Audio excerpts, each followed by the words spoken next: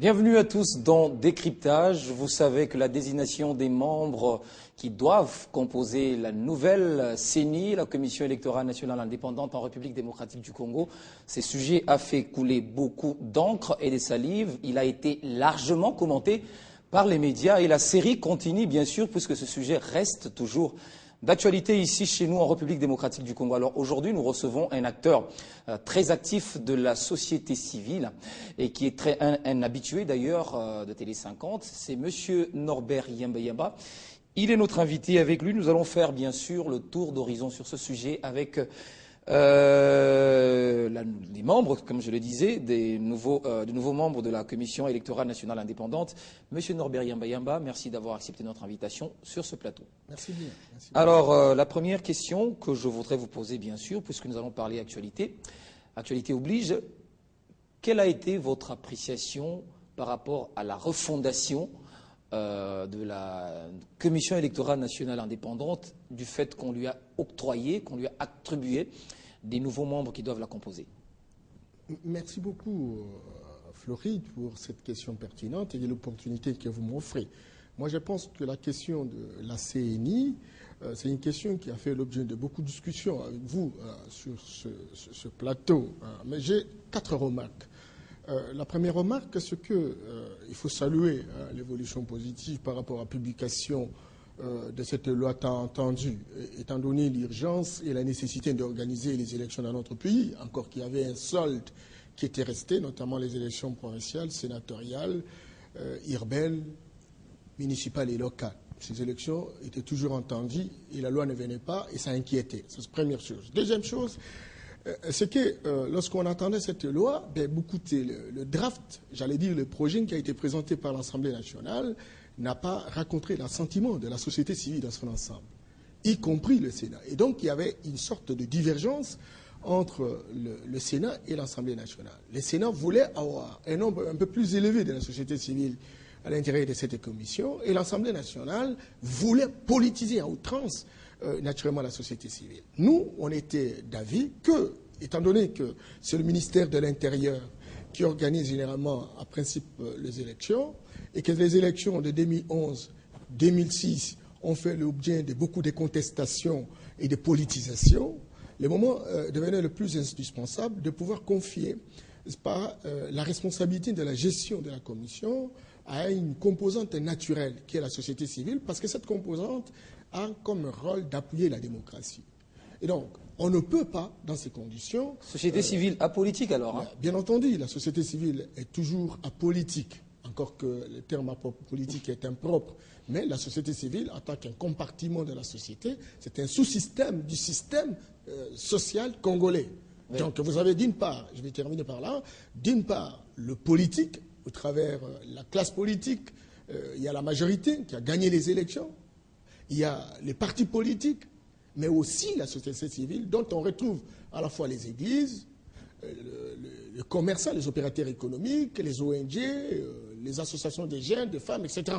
Et donc, il y a 3 compartiments dans la société. Et la performance d'une société est l'interaction dynamique entre ces différents compartiments. Et chacun a un rôle bien déterminé dans la qualité du système.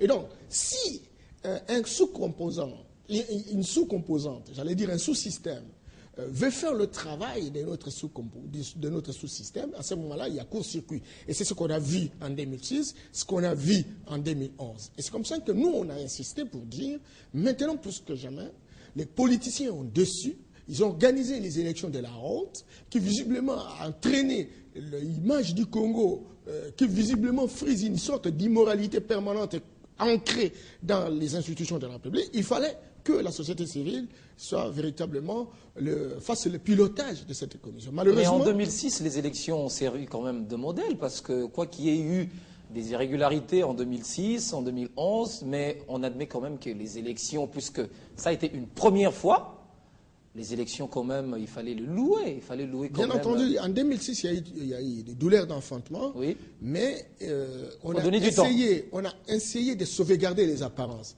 Il y a eu des tripotages, ça c'est évident. Il y a eu des contestations. Vous savez que ça aboutit à la guerre dans la ville de Kinshasa, etc. Ce qui est évident, ça arrive partout. Hein. Mais oui. On a sauvegardé certaines apparences. On a sauvegardé certaines apparences, c'est-à-dire montrer à ciel ouvert qu'on a mis en place un schéma opératoire de tripatouillage ou de magouille. Ça n'a pas beaucoup à Paris, mais on a ressenti... Ça, c'est votre avis, hein? On a ressenti, en fait, qu'il y a eu des mécanismes rationalisés dans la tricherie, mais qui, visiblement, n'avaient pas le même taux que 2011, où les gens n'étaient pas préoccupés des apparences, les gens n'étaient pas préoccupés de l'image, les gens n'étaient pas préoccupés de la qualité, les gens étaient préoccupés d'agir en caisse de résonance et pour répondre véritablement à une volonté délibérée d'ailleurs. Alors vous êtes aujourd'hui satisfait qu'il y ait aujourd'hui à la tête de cette commission électorale nationale indépendante un membre qui soit issu de la société civile, mais cette société civile, entre guillemets, aujourd'hui, elle est contestée. On dit qu'il y a certains politiques infiltrés au sein de la société civile aujourd'hui. Donc vous avez un problème de crédibilité, vous aussi. Je m'excuse beaucoup, Floride, mais parce que j'étais en train de vous relever les quelques remarques générales. Et il faut retenir que lorsque on a revisité la loi sur la CNI, on a quand même intégrer la société civile. Encore qu'on aurait souhaité que la société civile, qui visiblement devait jouer le rôle d'arbitre, joue véritablement ce rôle-là. Malheureusement, la classe politique n'a pas voulu. Elle veut toujours amener notre pays dans les chaos incontrôlés. Mais quand cela ne tienne, en termes d'attribution, lorsque vous regardez la loi sur la CNI, vous allez voir que le vice-président, il a plus d'attribution que le président, qui visiblement n'est qu'un facilitateur, un modérateur. Le vice-président a des attributions politiques, administratives, juridiques. Que le président n'a pas. Il s'est fait, heureusement, malheureusement, que ce vice-président doit venir de la majorité. Encore que c'est la majorité qui a organisé, naturellement, cette loi. Ça, c'est la première chose. Deuxième chose, on a différencié les femmes. Vous savez que la société civile ne se différencie pas en fonction des sexes. La société civile se différencie en fonction, j'allais dire, des fonctions, des attributions, du rôle de chacun dans la société. Les associations se créent non pas en fonction de sexe. Les associations se créent en fonction de l'objet social. Telle association s'occupe des handicapés, telle association s'occupe des journalistes, telle association s'occupe des paysans, etc. Et donc, ce n'est pas une association initiée par les femmes peut s'occuper des hommes, peut s'occuper des handicapés, etc. Et donc, dans la recherche de la catégorisation des acteurs de la société civile faisant partie de la CNI, on a dissocié les associations de femmes, comme qui dirait en fait que les femmes ont une autre planète, en dehors de la planète que nous vivons. Et pourtant, les différentes associations des femmes travaillent dans les différents secteurs de la vie nationale, au même titre que les associations qui sont initiées par les hommes. Voilà cette problématique. Autre chose, c'est le privilège accordé naturellement aux églises, pour dire que c'est l'église qui doit nécessairement présenter un candidat président de la société civile. Moi, je suis très désolé par rapport à ça. Je n'ai jamais fait la théologie, mais je me dis qu'en fait, l'église, ça veut dire que l'église, ce sont les pasteurs, les prêtres, ou l'église, ce sont les prêtres et les laïcs et les fidèles. Et donc, s'il y a un fidèle qui a de grandes capacités, qui a une très grande vocation... Même s'il n'a pas de grandes responsabilités dans l'église, il peut représenter. Il peut pouvoir se représenter. Encore que nous sommes un État laïque. C'est cela. Et quand on insiste sur ça, et quand je regarde l'expérience d'un prêtre qui a géré les élections en 2006, avec ce que cela représente en termes d'expérience malheureuse, quand je regarde l'expérience d'un pasteur qui a aussi géré les élections en 2011, encore que c'est une expérience plus malheureuse, etc. J'ai dit, faut-il encore continuer à faire confiance, naturellement? Alors, lorsque vous parlez... C'est une question d'individualité, mais je me dis qu'aujourd'hui, plus que jamais, il s'agit de faire un choix sur une personne, fidèle ou laïque soit-il, mais qui soit capable de sauvegarder les apparences, de booster, n'est-ce pas, la qualité des élections dans notre pays, tant entendu par notre peuple. Monsieur Norbert, lorsque vous disiez, ou lorsque vous faites allusion à des prérogatives qui auraient plus de prérogatives au niveau de la vice-présidence qu'au niveau du président lui-même, à votre avis, c'est voulu à dessein ou comment? Oui, mais ce sont les calculs politiciens. Ce sont les calculs politiciens. Vous savez que l'homme politique, et je vous ai dit, ce n'est pas pour rien que les politiciens ont souhaité qu'il y ait 6 personnes de la majorité et 4 personnes de l'opposition, 3 personnes de société civile. Or, ici, nous sommes dans un organe qui, visiblement, est né simplement parce qu'il y a méfiance vis-à-vis des institutions de l'État, qui est le ministère de l'Intérieur, qui a en principe la responsabilité d'organiser les élections. Et la majorité, qui en réalité a mis en place un ministère de l'Intérieur, lui dit non, non, dans cet organe-là, il nous faut que nous soyons majoritaires. Or, il ne s'agit pas d'une question de majorité, il s'agit de questions de construire la transparence, de construire la confiance entre les acteurs qui visiblement soupçonnent les institutions de la République. Alors maintenant, lorsqu'on se trouve en situation où il y a 6 personnes... À ce niveau-là aussi, il y a inégalité, à votre avis? Il y a inégalité. Regardez, cher Floride, en Guinée-Conakry, avec Alpha Condé, il s'est posé un problème, comme ça se pose chez nous, dans notre pays, où on avait besoin d'une personnalité neutre et d'avoir dirigé la CNI. Mais qu'est-ce qu'ils ont fait? De commun accord, ils ont dit non. Au Mali, il y a un général à la retraite qui est très crédible, on peut le récupérer et venir présider notre commission. Tout simplement pour rassurer la classe politique qui a véritablement se font de préjugés de part et d'autre. Et c'est ce général à la retraite qui est venu et qui a véritablement présidé les élections en Guinée-Conakry jusqu'à donner ce résultat. Je voudrais également terminer avec les cas de la Côte d'Ivoire. Le président Gbagbo, qui était président de la République, et étant donné qu'il y a eu des suspicions dans la classe politique, il a dit, OK, étant donné que le président de la Cour suprême est proche de FPI, de la mouvance présidentielle, il va falloir que le président de la CNI soit de l'opposition. Pourquoi il a fait ça? Simplement parce qu'il a estimé qu'il fallait se faire confiance mutuellement. Mais c'est pas vrai. On vous a donné la société civile. La société civile, c'est pas la majorité. Il fallait se donner, il fallait mettre en place un système de surveillance mutuelle. Vous voyez, ici, c'est un problème. Vous voulez qu'on joue un jeu. Et dans ce jeu-là, il y a d'une part une équipe qui s'appelle Vita Club, d'autre part DCMP, etc. Et enfin, un arbitre. Alors, les équipes Vita Club et DCMP, Vita Club voudrait être aussi à la fois joueur et arbitre. Et Imana aussi veut être joueur et arbitre. Mais ici, le grand problème, c'est que Vita Club veut avoir un nombre plus élevé qu'Imana. Et plus grave encore, devenu joueur. Donc la confusion entre sur le terrain. Et c'est ça la situation. Je vous assure, l'histoire et les générations futures se poseront la question. Est-ce qu'il y avait des individus, est-ce qu'il y avait des personnes qui n'étaient pas dans l'état d'animalité zéro dans ce pays? Parce qu'on ne peut pas comprendre cela. On veut construire la cohérence, la transparence, et quelqu'un se dit non, nous sommes majoritaires, nous avons un poids politique, et nous devenons majorité dans un organe. Okay, ça veut dire qu'avec la nouvelle configuration, aujourd'hui, de la CENI, on est mal parti. Très mal parti. Ça sera plus grave que la situation d'antan, parce que la crise a toujours été en incubation. Vous savez qu'avec les élections de 2011, il y a eu des contestations. 650 contentieux sur 500 sièges. Vous imaginez? Et donc, ça a provoqué une sorte de tension. Ça a provoqué une sorte de méfiance. Ça a provoqué une sorte de conflit. Et au lieu de dégonfler ces tensions, au lieu de dégonfler ces conflits, et donc la classe politique s'organise, notamment la majorité, pour dire, écoutez, il faut rééditer l'exploit de 2011. Ça fait plaisir parce qu'il y a des gens qui n'ont pas mérité, qui visiblement sont aujourd'hui au Parlement. Et donc, ils connaissent le secret, ils connaissent la formule. Eh bien, il faut y aller dans cette direction. Moi, j'ai dit, OK, on est mal parti. On est mal parti et les générations futures diront qu'on était dans l'état d'animalité zéro. Alors, que dites-vous de ceux qui pensent que les chrétiens, à la tête de la CENI, les résultats n'étaient pas fructueux et qu'aujourd'hui on devait avoir par exemple un imam, quelqu'un qui résulterait de la communauté musulmane? Vous savez, Floride, la situation de notre pays, c'est une situation très complexe et très controversée, très compliquée. Parce que nous avons connu une dictature perfectionnée. Et cette dictature, il fallait la démolir.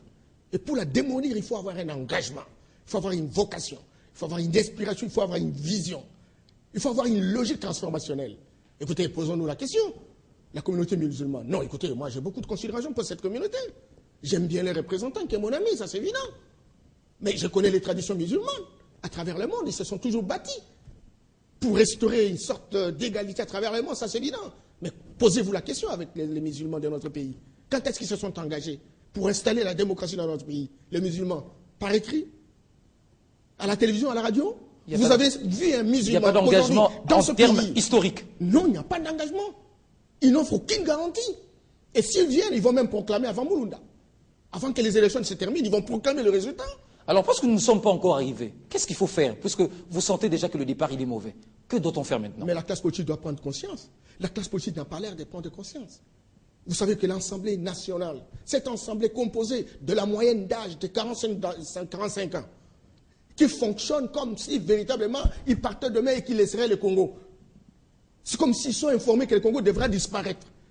Et ils se comportent véritablement comme j'allais dire, des assaillants. Est-ce que ce n'est pas pour ça que la société civile, aujourd'hui la CENCO a pris la décision de ne pas faire représenter aujourd'hui des prêtres? La CENCO a refusé de ternir son image.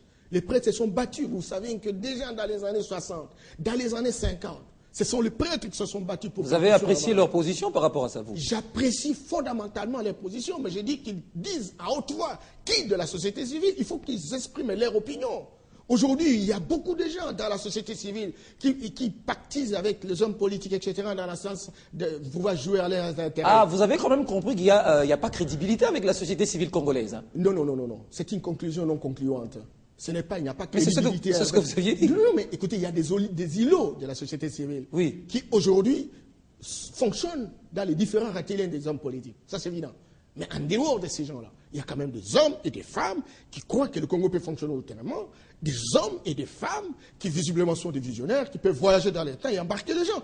Ils existent. Je vous parle, ça fait plus de 20 ans que j'ai le même langage, la même sincérité, la même vision. Depuis 20 ans, mais dans notre pays, il y a le règne de la médiocratie. Vous avez déposé votre candidature, vous aussi, en tant que membre qui doit composer cette CENI? Il faut que la société civile dépose les candidatures. Mais écoutez, lorsqu'on s'organise dans des groupements où on est robotisé à souhait par la classe politique, je ne peux pas prendre le risque d'agir comme un petit robot. Je ne peux pas prendre le risque de ternir mon image après un combat de longue date où je veux que mon pays fonctionne autrement. Et je ne peux pas accepter d'aller dans la poubelle. Si les règles de jeu étaient déjà respectées au travers de la composition de la société civile, de la CENI... Donc vous n'avez pas déposé votre candidature? Je ne peux pas déposer ma candidature dans une situation où je vois qu'on est en train de mener notre pays vers le feu. Je ne peux pas. L'histoire et les générations futures retiendront que ceux qui aujourd'hui sont en train de s'amuser pour prendre responsabilité sont en accointance avec les hommes politiques. Parce que, croyez-moi, cher ami, avant que la loi ne soit transmise au président de la République, j'allais dire le projet de loi, écoutez, la société civile s'est réunie et a fait un certain nombre de remarques, de recommandations. Et on souhaitait que le président de la République, dans la communication, tienne compte de cela. Il n'a pas tenu compte de cela. La loi arrive et tout le monde se précipite pour postuler, sans qu'on puisse ne serait-ce que ressortir les différentes faiblesses par rapport à cette loi. À quoi ça sert lorsque vous avez un bureau où il n'y a qu'une seule personne de la société civile qui est le facilitateur, qui n'a aucune décision, si ce n'est que les décisions prises en groupe.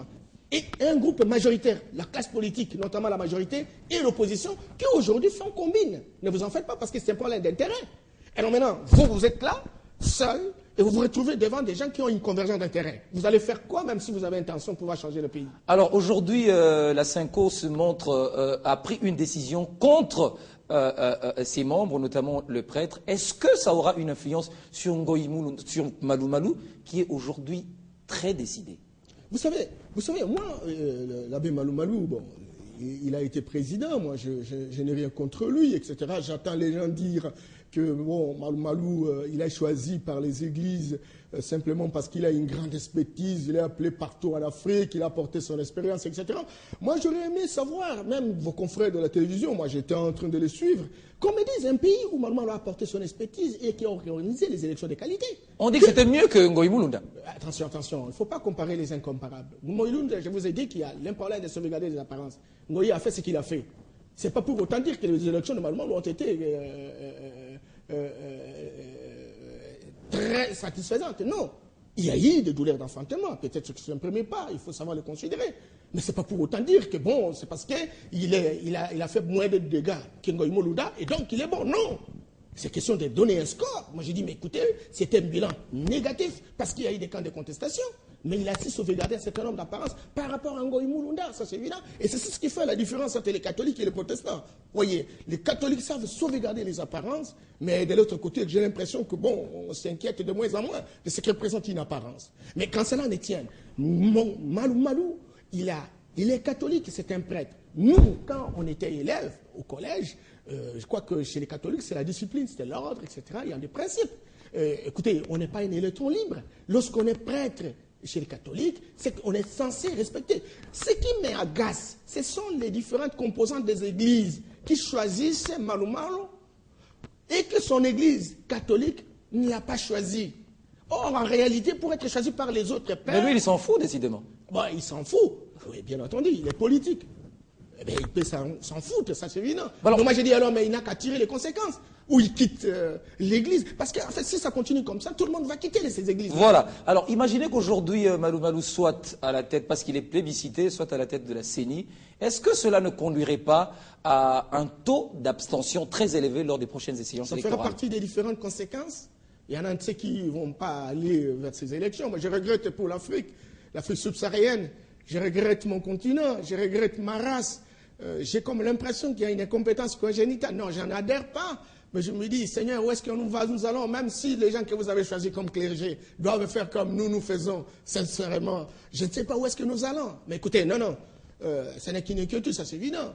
Mais je crois qu'en voulant trop monter, les chocs deviennent d'être dire en tombant. J'estime que notre peuple est en train de prendre de plus en plus conscience. Et lorsqu'il y a un peuple qui prend conscience et qui est frustré, étouffé, il est plus qu'une bombe atomique lorsqu'il réagit. Soyez bref, alors, l'avenir de la CENI demain. L'avenir de la CENI, à la configuration qu'elle dispose aujourd'hui, c'est un avenir incertain. Incertain parce qu'elle n'aura pas produit des effets entendus par notre peuple. Les effets entendus par notre peuple, c'est véritablement choisir des personnes qui répondent aux aspirations de notre peuple et qui doivent travailler en faveur de notre peuple.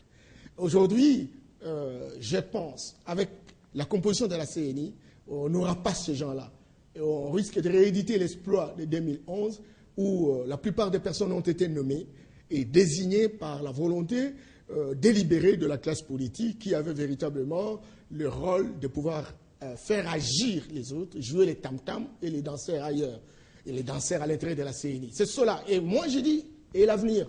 Aujourd'hui, le Congo parle d'être émergent à l'horizon 2030. Il y a des préalables. Parmi les préalables, il y a la sincérité, l'honnêteté, l'intégrité, le respect des règles de jeu, la démocratie. Tout cela fait véritablement l'ambiance et l'esthétique démocratique. Aujourd'hui, tel n'est pas le cas. Et la configuration de la CENI va dans le sens de pouvoir remettre en question toute la dynamique qui a été mise en place. Ben voilà, beaucoup de questions à poser à M. Norbert Yamba, acteur actif de la société civile, mais en 30 minutes, en une demi-heure d'émission, on ne peut pas tout épuiser. Merci d'avoir répondu à nos questions. C'est moi qui vous remercie, cher ami. Voilà, vous l'aviez suivi. Merci à vous tous de nous avoir suivis. C'était votre émission Décryptage. Portez-vous bien. À très bientôt, avec le même plaisir.